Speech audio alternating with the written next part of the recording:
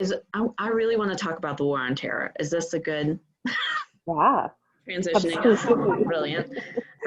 Sorry, that was weirdly enthusiastic, but you know, I was the War on Terror is, and the kind of inciting incident of the attacks in New York and on the East Coast on 9/11, 2001, which some virtual yabs may have been alive for, some may not, is I think a major turning point in our commitment to militarization, and not a backtracking for a spoiler, right? That you said something about when just now about like people trying to keep people from doing the things we think they shouldn't do, and the suicide bombings in the United States are one of those things. And I don't mean to talk about it insensitively, that it was a horrifying and horrible event in which thousands of people died. And our response was to double down or triple down or quadruple down on military response. For me personally, you know, thinking about that time and that shift, like 2001, 9/11 happened at the start of my senior year of college, to kind of set my own personal context in the timeline here. And then right after college, I was the YAV and I served in Uruguay. And I remember being there in Uruguay in early 2003, and watching the news and seeing the declaration of, you know, starting Operation Iraqi Freedom, and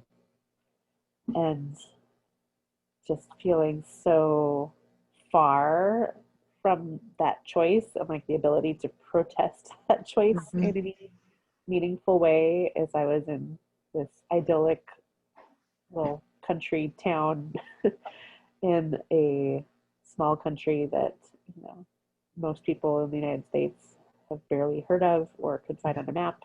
And just being so far, and also realizing just the impact that kind of news has on people who would seem to be so far removed from it. Like I remember I was working as a YAV at a community center that had a preschool as one of its ministries, and I was sitting with the kids one day talking after school just out in the park, and I had these 4 and 5-year-olds really concerned.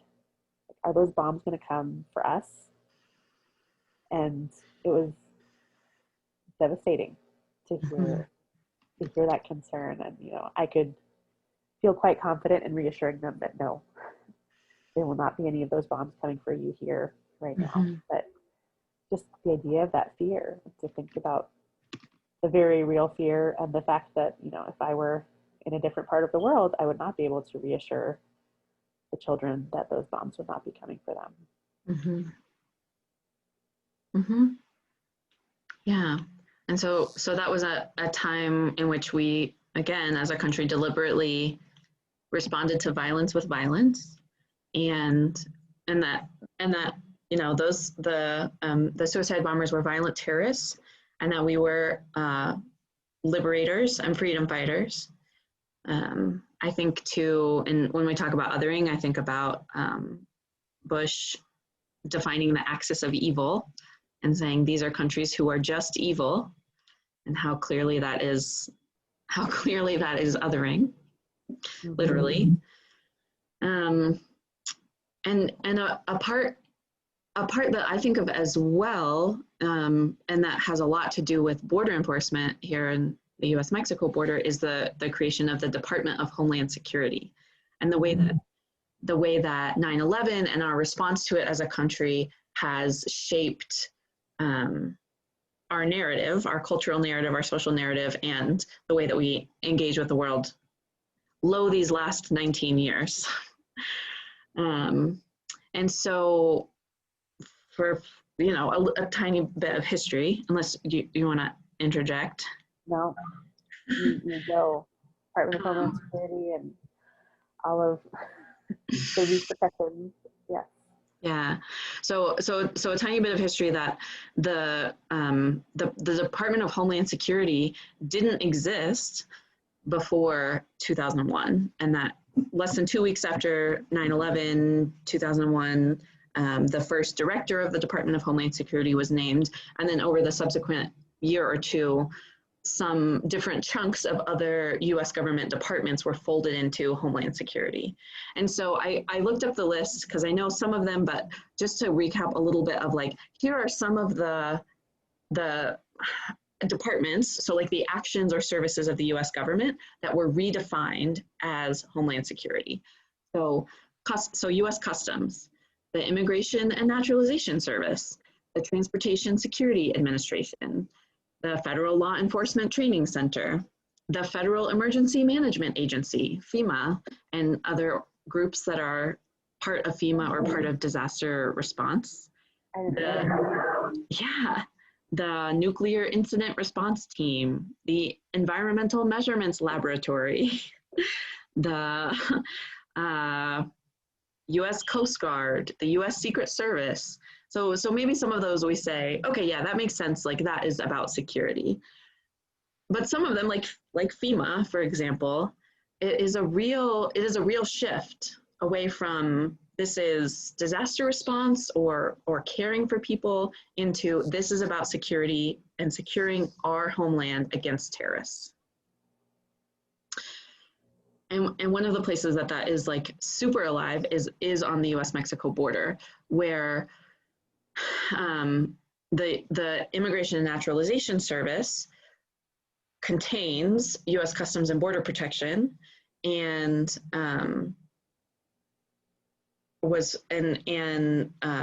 so that was folded into Homeland Security, as well as the Immigration and Customs Enforcement was created. So ICE was created, didn't exist before then, and it shifted away from citizenship services into enforcement services, and we see a massive buildup since then of militarization, like apparatus on the border. So walls and border patrol agents and border enforcement budgets.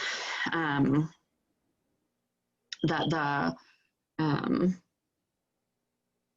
the last 10 years, the combined Customs and Border Patrol and ICE budget has increased to something like $25 billion. Wow. And that most of that increase has happened since 9/11. Since the creation of the Department of Homeland Security, the ICE spending has tripled. And that most of that is dedicated to immigration detention. Mm-hmm. Yeah, it's pretty overwhelming to hear about those numbers, and and that detention apparatus and the privatized prisons kind of elements involved in that. And I don't know if you have probably more at the top of your brain. I'm struggling to remember, like when really or how did this shift to wanting to criminalize immigration happen too? Like thinking about the othering and everything. And there are, of course, particular immigrant groups that we focus on with that, but like particularly thinking about Latin American immigration.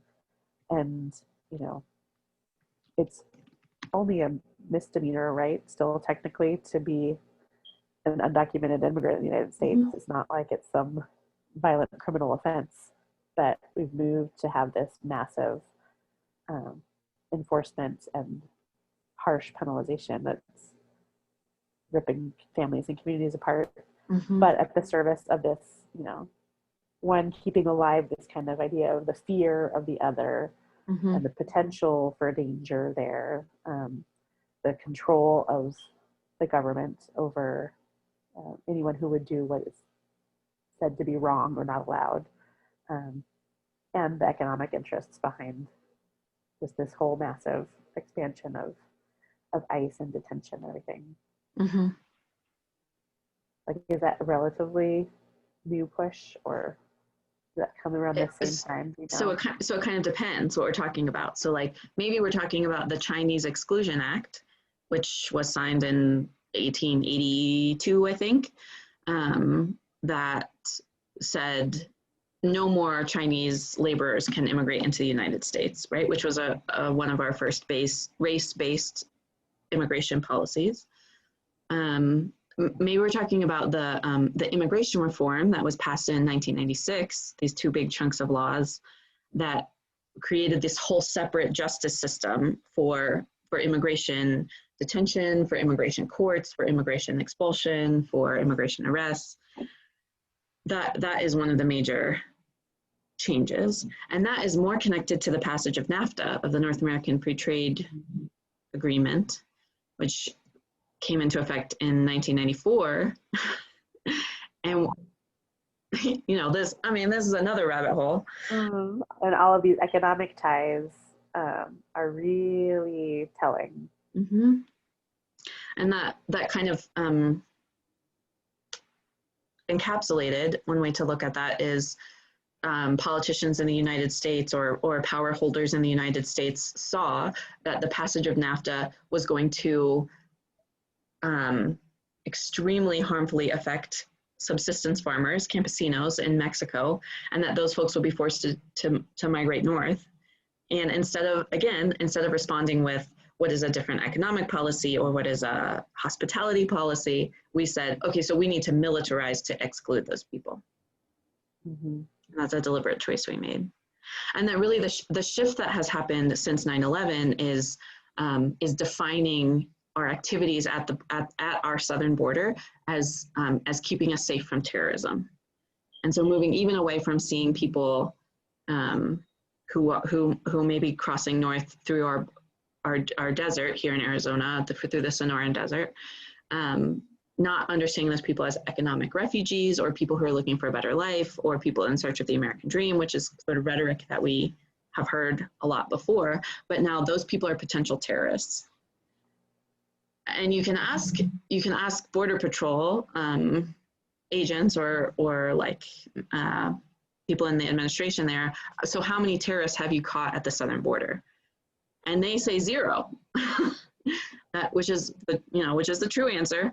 And yet the whole agency is shaped to expect that the next person could be a terrorist, and so we need to stay vigilant, right? And so it's this kind of magnified and intensified expression of our general focus on keeping ourselves safe from other people and using military force and violence in order to do that. Yeah. It's just incredible the way that these different fears have driven the increasing militarization of all of these responses, from fear of having my job stolen and fear of losing economic control to fear of potential terrorism, fear of who these people are, what they might want to do, what it will mean to have them come into my community. But yeah, to hear there's so far not been any realization of that fear. We've been doing all of this for years, and at what cost? Just how much money are we putting at this? What is this doing to our humanity to be treating other human beings this way? Thinking about the spiritual cost of this that I'm so glad you mentioned earlier. Yeah, pretty huge. And so I want to go back to this comic for a second. This piece about enforcing, did you mean that violence is only a solution when it helps maintain the status quo? That some of this piece about the fear of losing my job, or the fear of the character of the United States changing, that drives some of this harassment about if you're an immigrant, why don't you speak English because you're in the United States now? That these are pieces of the status quo that we're trying to enforce through violence. And that, just like you talked about in Colombia with people in power using violence to keep themselves in power, which I know is a gross undersimplification or oversimplification, that we saw such clear examples this past year in 2020 of our government using violence. So this is a picture from protests in Portland, where you may have heard about, and I'll link to an article about, unmarked law enforcement agents being used to disappear people off the streets of Portland, which is what it is when people are pulled into vans and taken into custody. And that really, what journalists found out was that the unmarked security agents were part of BORTAC, which is the Border Patrol Tactical Unit, or units. And so again, we're like practicing maintaining the status quo and excluding the other at the border. And we also can use that, within our borders to maintain the status quo, the balance of power in the United States. And again, you can see like, okay, so on the left, you have folks who are protesting who are wearing windbreakers and jeans and sneakers and gas masks, and the different pieces of militarized law enforcement equipment that these folks are holding on the right, which is scary to me. Yeah, absolutely. It's scary to be imagining standing across from that level of preparation to control via doing bodily harm. Yeah, and I think it goes back to part of what you said before, that when we're accustomed to using violence as a response, and that's kind of the only thing we know how to do, then that's what we do. And we're seeing that over and over again. Yeah, we don't know what else to do, perhaps because we can't quite conceive of doing other things. Like, what would happen if we just made way for people to come and move to the United States when these economic forces are pushing them, or when violence that we contribute to in their home countries is leading to their sense of insecurity there? Like, what would that look like? Instead of the assumption that, nope, must keep them out, they're dangerous and bad. Yeah. We could be so much more free if we weren't spending all of this money and effort and energy on controlling the other. Yeah, I think, is this an okay place to transition? You're already transitioning, and I want to play this little clip from The West Wing, which is a TV show that some of you all may be familiar with. That this is from season 4, episode 15, so originally broadcast in 2003. One of the themes that's come up a lot as we've been talking is this idea of narrative, and like, what is the story, or what is the way that we conceptualize things? How are these ideas lifted up and perpetuated, and how that happens through pop culture? And so I wanted to share this clip as an example of that, and wondering what it brings up for us and for the folks watching us later on. So we'll just watch like about 1.5 minutes of this episode.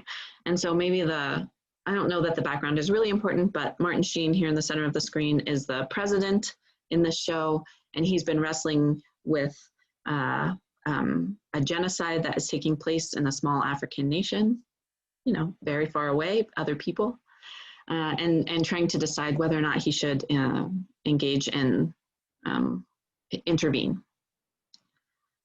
So. We're for freedom of speech everywhere. We're for freedom to worship everywhere. We're for freedom to learn for everybody.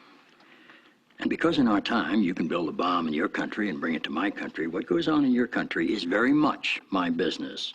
And so we are for freedom from tyranny everywhere, whether in the guise of political oppression, Toby, or economic slavery, Josh, or religious fanaticism, CJ. That most fundamental idea cannot be met with merely our support. It has to be met with our strength. Diplomatically, economically, materially. And if Pharaoh still don't free the slaves, then he gets the plagues of my cavalry, whichever gets there first.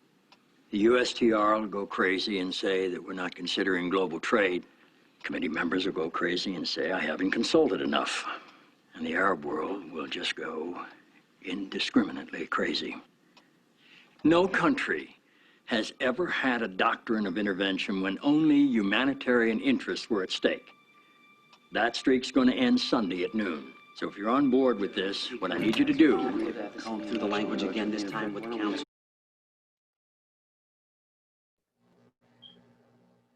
Wow. That's, yeah.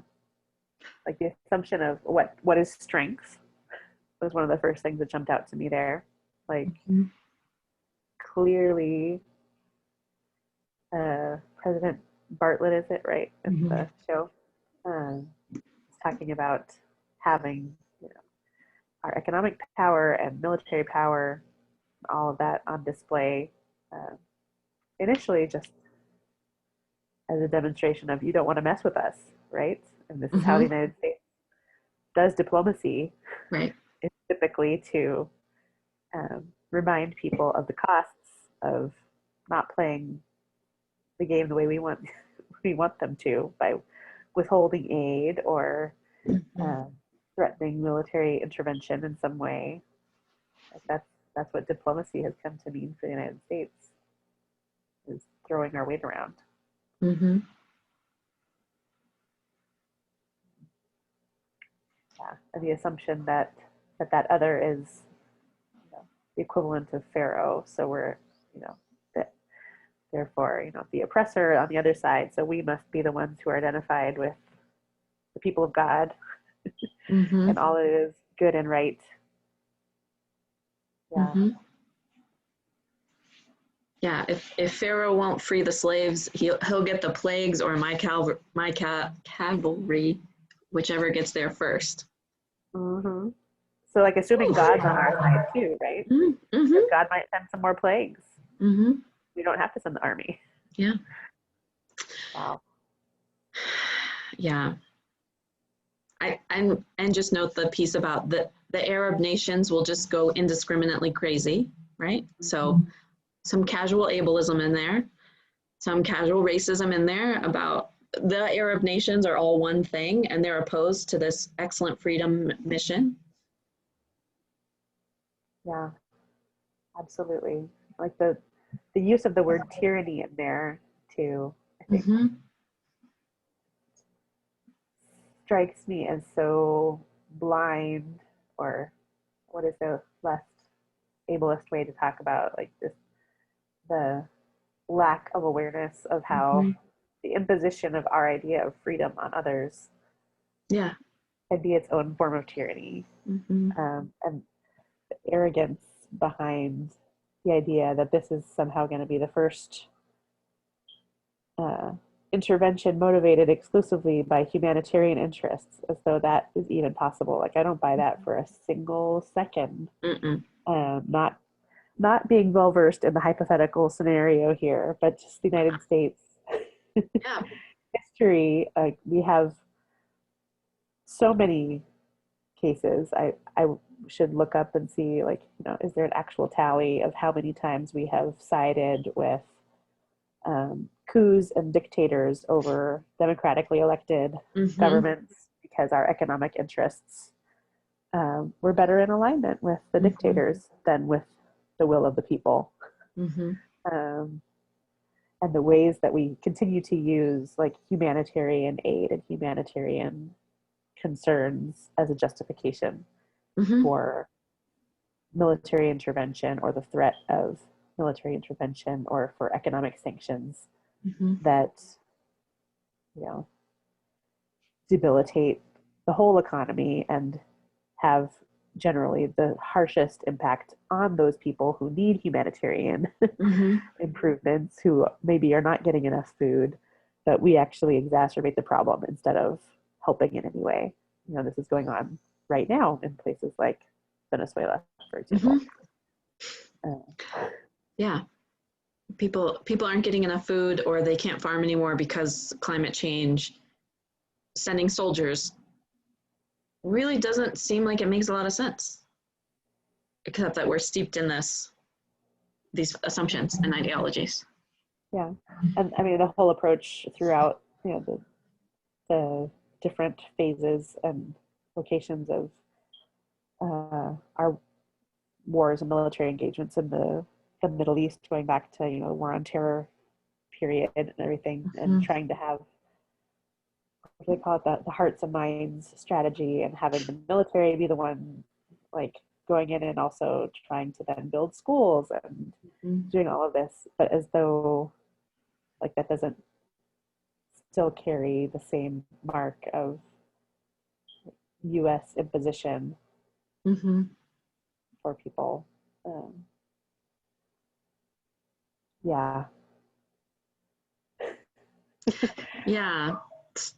And I think, just to say too, like thinking about the West Wing, like I did not have access to regular like TV access at the key periods when that show was going on, but so many of my friends loved it, and I've seen some episodes and always really liked it. But it's like just sort of this example too of how the narratives that we've eaten up as folks on like the progressive side of things too, because this is a very, you know, progressive person's kind of show, but also just reinforce in a lot of ways a lot of these same assumptions that it is right and good for the United States to practice this militarized role in being the savior of the world. And yeah, it just rubs me the wrong way. Yeah, and part of why I really wanted to share that clip was because I love The West Wing, and I watched that episode probably 6 times over the last 10 years or 7 years, whatever, since it aired. And at the end of the episode, when President Bartlett says, people in this country are standing up and we're going to go get their backs, I often cry because I feel so moved and so like, yes, we're going to do it. We're going to support the little guy. And once I actually think about it, what am I saying? What am I feeling enthusiastic about? Not on the one hand, it's easy to say, well, it's just a TV show. But like these stories that I internalize, that we internalize, shape the way that we see and understand the world. Yeah, absolutely. There's so many ways that, you know, it shapes our desire to be involved in advocacy and activism and things, and it pulls on our heartstrings and it shapes our assumptions. Yeah. You know, and like jumping back to like an example that I have from Colombia, you know, sometimes we do more harm than we realize with some of those actions. Like we've worked so hard in kind of the Colombia advocacy circles years ago to support the Leahy Amendment that is what's involved in like requiring human rights certification before any kind of military aid can be sent to different governments. So like, and Colombia advocates in the US were a big part of pushing for that kind of requirement. But like, it's still military aid. So still questionable or not ideal, just period. Even if it's being sent, you know, so at least it should supposed to be sent to governments and militaries that aren't involved in horrible human rights abuses. Like that seems like a good thing, right? But it just kind of winds up masking over some of the issues sometimes, because in the case of Colombia, like what the Colombian government has done as a response is just to create new divisions of the Colombian military and make sure to, you know, promise we won't give any of this aid to this problematic part of the military. We'll just give it to the good guys in our military, even though like the idea that a brigade is really responsible when you can still have the same individuals or individuals who were trained by the ones who were particularly named. Like there's still all of these loopholes, but it's, you know, a lot of energy that's expended on trying to make it sound like, you know, we're standing up for human rights, when the impact actually winds up being negligible or perhaps even more harmful, because it winds up creating this response that just conceals and makes it harder to identify what's really going on. Mm-hmm. We need to like cover up and make things look good on the surface, so it makes it even harder to track in some cases like what's really happening. But it's something that, you know, we wanted to do this good. We want to defend human rights. Yeah. But is that like, yes, I don't want to say that like defending human rights is an inherently bad thing, but the assumption that we as US citizens are like the people best equipped to do that, Mm-hmm. or that we can somehow make our military aid do only good instead of doing Mm-hmm. harm. I think that those are faulty assumptions Mm-hmm. that we need to explore. Mm-hmm. Yeah. I think my last thought here would be about imagination and freedom, but maybe my second to last thought is really reflecting on. I think it's important to see some of these links of history, of the spaghetti of history of how we got here, as we try to intentionally make better decisions, both as individuals and as like organizing communities. And that part of that is understanding choices that we, the United States, have made in our history that have pushed us deeper into militarism. And part of it is understanding or being able to identify like the voices or values of white supremacy. And so when I say like, oh, my white supremacy says this, trying to understand those subconscious pieces, those foundational ideologies that lead into thinking that violence is the only answer to keep me safe from the other. Yeah. Yeah. You have a penultimate thought or an ultimate thought here you'd like to close with? Oh man, I have so many thoughts. Yeah. I'm so grateful for this conversation that, you know, we've been talking for a long time and we could keep going easily for Mm-hmm. another week. This is so important and so good. But yeah, I think just to say, sort of to maybe complement what I was saying before, like, I think we really do need to question and check our motives and our assumptions as far as like the ways that we get involved Mm-hmm. in the world. And like, I'm so glad that you brought in the case, you know, from Portland this past year in the United States as an example. Like, this is not something that happens just outside of the U.S. borders or on the U.S. border, Right. but is something that can happen within the United States in scary ways and has been happening in different ways, and militarization of our schools and everything.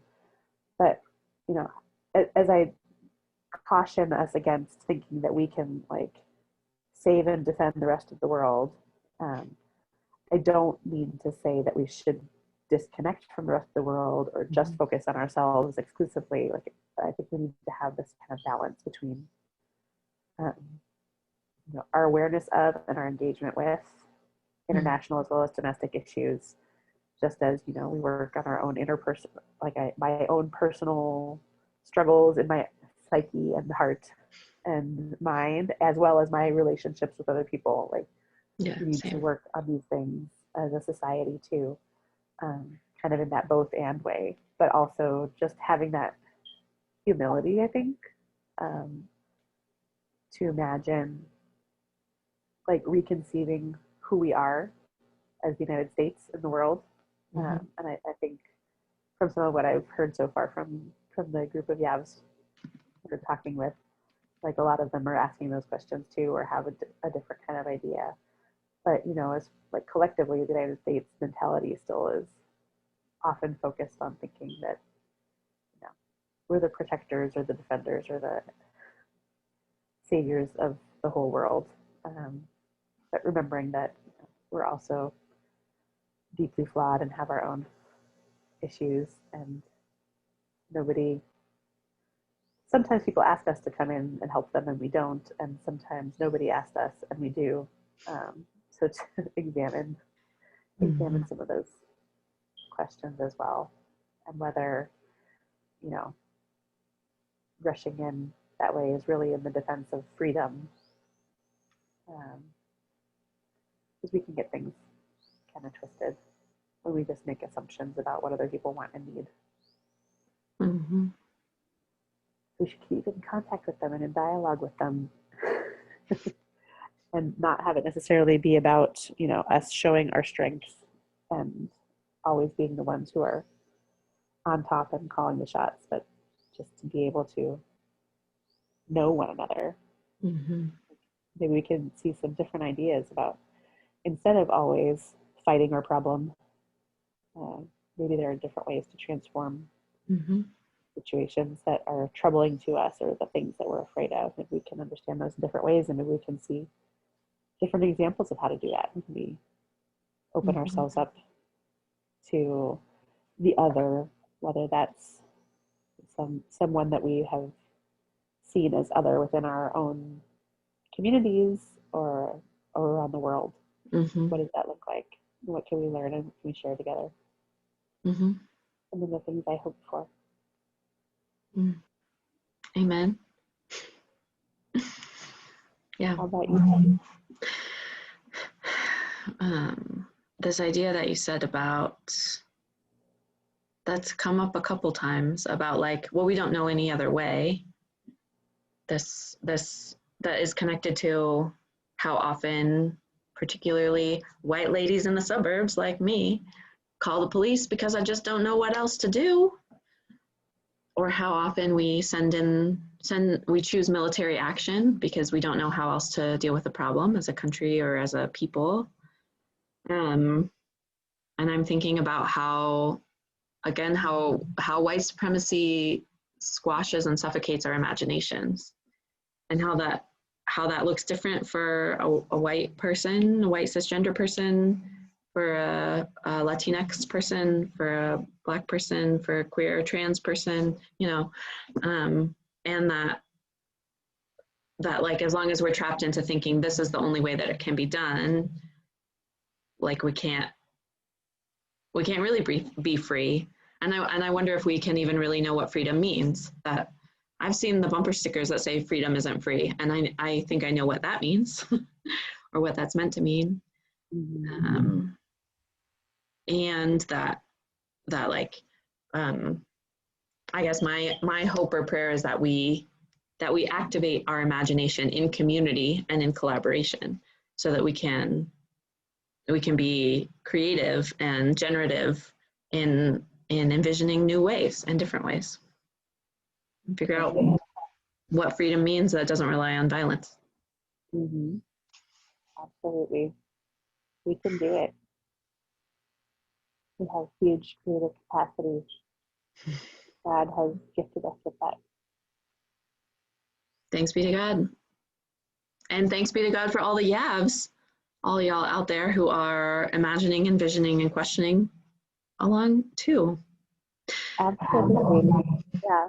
I look forward to hopefully being able to hear from a lot of you about your thoughts about this, and whether you agree or disagree or hate what we said or have totally different ideas. Yeah, come to the round table and tell us what you're imagining, and tell us why we're wrong, and let's dream together. Looking forward to it. Thank you so much, Sarah. I'll look forward to talking again. Thanks, everybody.